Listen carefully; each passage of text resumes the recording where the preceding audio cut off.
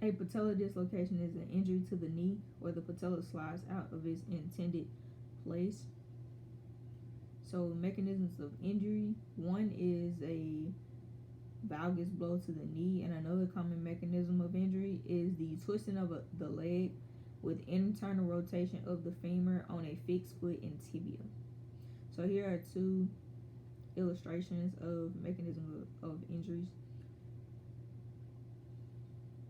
So signs and symptoms.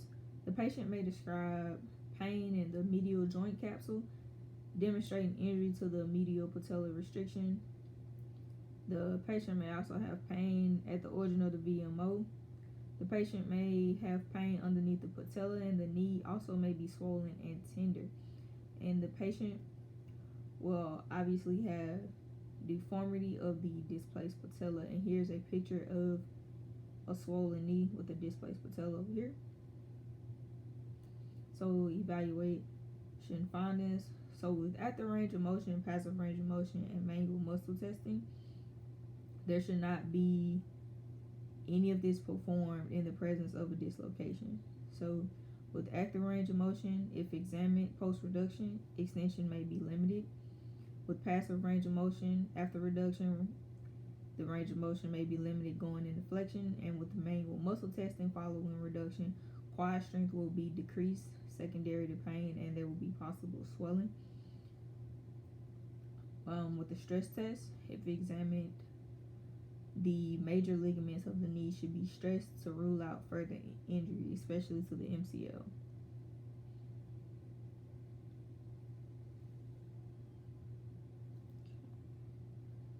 So, with special tests, the special test for patellar instability is the apprehension test, and this test should not be performed if a dislocation was known to occur. A positive test will indicate forcible contraction of the quadriceps by the patient to guard against dislocation of the patella. It reveals recurrent dislocation of the patella, and the patient may also demonstrate apprehension verbally or through facial expression. So here's a video of a clinician doing patella apprehension test. Test that we can do is looking for patellar instability, so the patellar apprehension test. So when people dislocate their kneecap, they dislocate laterally almost always. So can we push the patella laterally as we're flexing and extending the knee? And a positive test is not so much pain, it's more a sensation that something bad is going to happen. So is the knee feeling like it's going to Alright, that's the special test. The preferred diagnostic testing to diagnose this injury is anterior posterior or posterior anterior and skyline view x-rays. Ultrasounds and MRIs are also recommended. So here is a x-ray image of a dislocated patella, and here is a MRI image. Okay, for treatment and management. So first time patella dislocations are often treated conservatively. So the patella is reduced by a healthcare professional.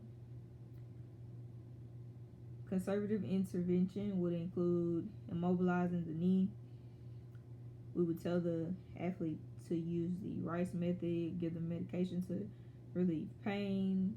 It can include modalities like heat, ultrasound, TENS unit, and with the conservative treatment, we will want to get back the patient's range of motion, strength, and then full functioning, no recovery after that.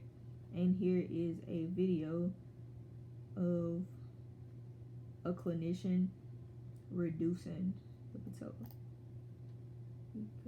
Patella, yes, firmly grasp it. And simultaneously, while you're rotating it back medially, you're going to straighten the patient's leg out. As you can see here, it pops right back into place. And generally the patients are just a bit more comfortable after that's done. You'll want to provide a splint for comfort, crutches as needed, and then they can follow up with their primary care doctor. So in the recurrence of patellar dislocations happen often. Surgical procedures would include medial patellofemoral ligament reconstruction, lateral release, or distal realignment. Rehab will be broken into phases, including decreasing the pain, swelling, inflammation, getting back their range of motion and flexibility, muscle strength, and motor patterns. And the athlete will have to go through the return to play protocol before being released back to sport.